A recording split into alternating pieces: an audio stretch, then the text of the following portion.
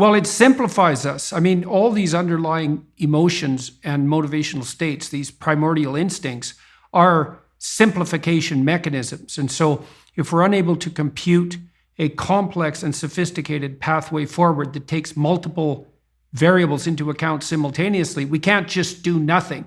We're going to default to a more primordial and direct state. And then you might say the whole panoply of emotions and motivations lies there at the weight for us to grip our behavior if we're, what would you say, if we're paralyzed by inability to choose between multiple options.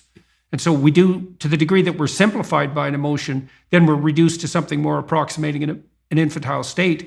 If you watch 2-year-olds, and 2-year-olds are particularly interesting in this regard, they basically just cycle through innate motivational states. It makes them really interesting to be around because when they're interested in something, they're 100% interested in it.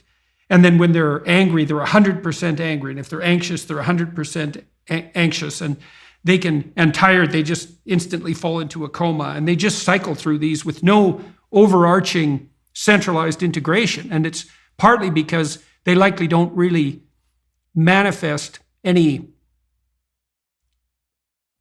integrating prefrontal cortical capacity until they hit about 3, where they can start to engage in joint play states with other children, right? And then they can exercise, then they can modulate their underlying emotions in accordance with an abstract representation or goal, sometimes that's jointly shared.